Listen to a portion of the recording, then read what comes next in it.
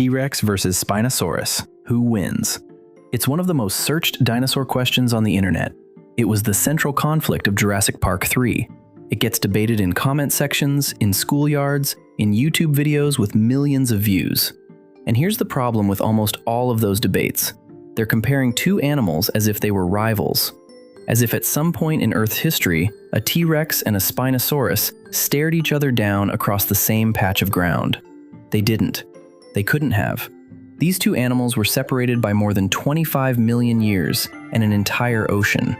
There was never a moment in the history of life on Earth where they occupied the same world. So why does this comparison exist at all? And if we strip away the fantasy and look purely at the biology, who would actually win?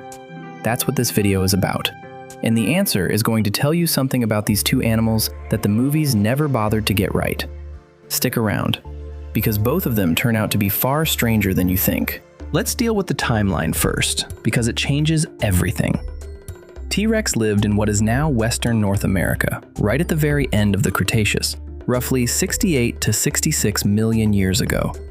It was one of the last large dinosaurs to exist before the Chicxulub asteroid ended the age of dinosaurs entirely.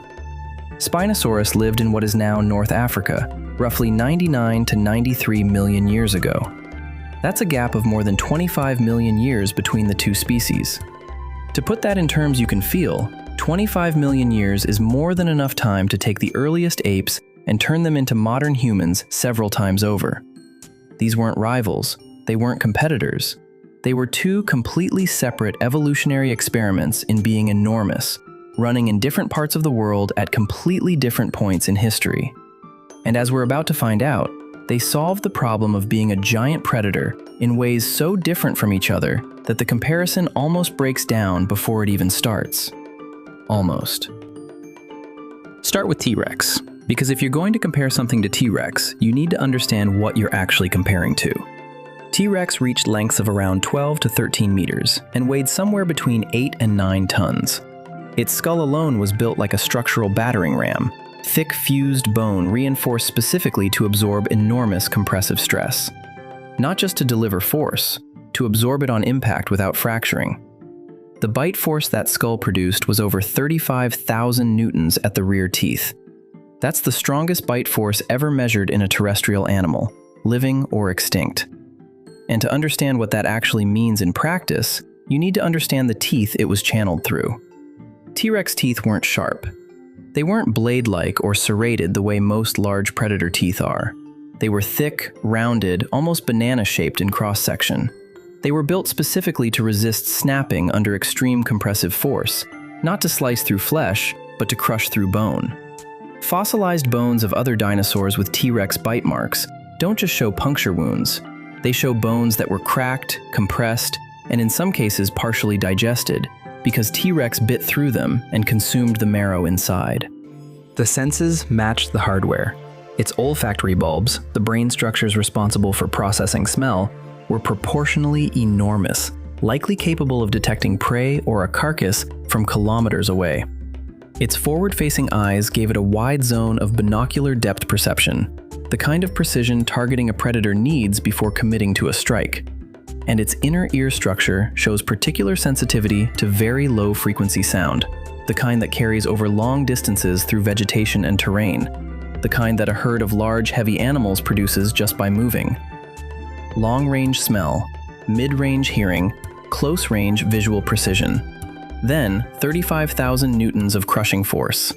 That's the T-Rex toolkit. And it wasn't built for chasing, it was built for finding, approaching, and then ending things quickly with one committed bite. Getting to that size demanded something extraordinary on its own.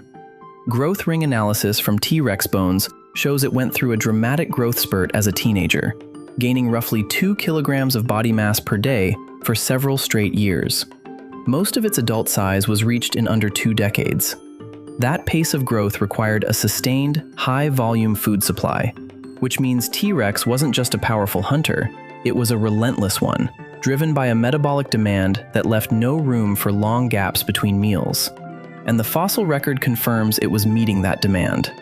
Healed T-Rex bite marks have been found on Triceratops bones, meaning T-Rex attacked Triceratops, one of the most heavily armored herbivores of the late Cretaceous, and the Triceratops survived long enough for the wounds to begin healing. T-Rex was regularly engaging prey that fought back hard enough to make the encounter dangerous for the predator, and it kept doing it anyway.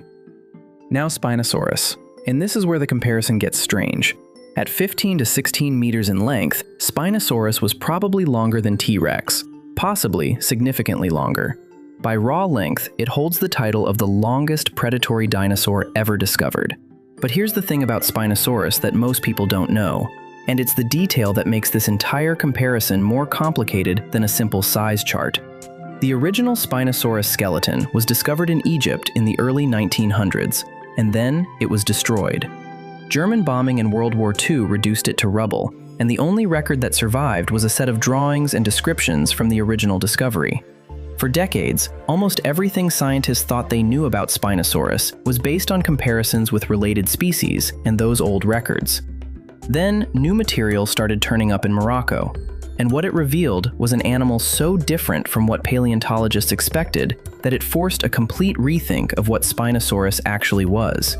Its bones weren't hollow the way most large theropod bones are. They were dense and solid, the same trait seen in penguins and manatees today, animals that use bone density as ballast to control their buoyancy underwater. Its tail wasn't the stiff counterbalance structure of a land predator. It was long, deep, and paddle-shaped, built for propulsion through water, the way a crocodile's tail is. When researchers modeled that tail shape, it produced significantly more thrust through water than any land dinosaur tail they tested. Its nostrils were positioned high and far back along the snout, the same placement that lets modern crocodiles keep breathing while their jaws are submerged. Its teeth were long, conical, and interlocking, built for gripping slippery prey, not shearing through tough flesh. Isotope analysis of its bones showed chemical signatures consistent with a diet heavily weighted toward aquatic prey. And then there's the direct evidence. A Spinosaurus tooth was found embedded in the vertebra of a large sawfish. Not near it, in it. Spinosaurus wasn't a land predator that occasionally waded into rivers. The evidence points to an animal that lived like an enormous, partially aquatic crocodile, spending most of its life in and around water, hunting fish the size of small cars in ancient North African river systems. What those river systems actually looked like is worth understanding. The ecosystem Spinosaurus inhabited, sometimes called the Kem beds in what is now Morocco, was one of the most dangerous environments in the history of life on land. Not because of Spinosaurus specifically, but because of everything around it. The rivers it hunted in were filled with enormous coelacanths, giant sawfish with rostral saws several meters long, and lungfish that reached sizes dwarfing anything alive today. The shores were patrolled by massive crocodilians. The skies above were occupied by pterosaurs with wingspans that made modern condors look like sparrows. Spinosaurus wasn't just the largest predator in its ecosystem. It was the largest predator in one of the most predator-dense ecosystems in the fossil record, and it dominated it by being perfectly built for the one niche nothing else in that environment could fully exploit: the deep water, the rivers, the fish. It even shared its ecosystem with Carcharodontosaurus, a massive land-based predator nearly the size of T-Rex, hunting across the same region at the same time. The two coexisted for millions of years without driving each other out, almost certainly because Spinosaurus was in the rivers and Carcharodontosaurus was on the land. Two apex predators, same ecosystem, completely different menus. So if we ignore the timeline, ignore the geography, ignore everything that made a real encounter impossible, and drop these two animals into the same place at the same time, what actually happens? On land, this isn't close. T-Rex was built for land combat in a way that Spinosaurus fundamentally wasn't. Dense, heavy bones that gave Spinosaurus buoyancy control in water became a liability on land, making rapid movement significantly more energetically costly. Some analyses of its limb proportions suggest Spinosaurus may have moved on 4 limbs at least part of the time, a posture completely unsuited to the kind of fast, committed charging strike that defines T-Rex attacks.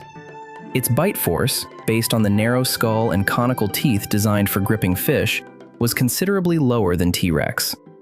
A skull adapted for snatching slippery prey from water is built for a completely different set of mechanical demands than a skull built to crush the bones of a triceratops. And T-Rex may not have even been alone. Several bone bed sites contain multiple T-Rex individuals of different ages preserved together, and trackway evidence at some sites shows multiple large theropods moving in the same direction simultaneously. Whether this represents cooperative hunting or something less structured is still debated, but the possibility that T-Rex operated in loose groups at least some of the time only widens the gap further.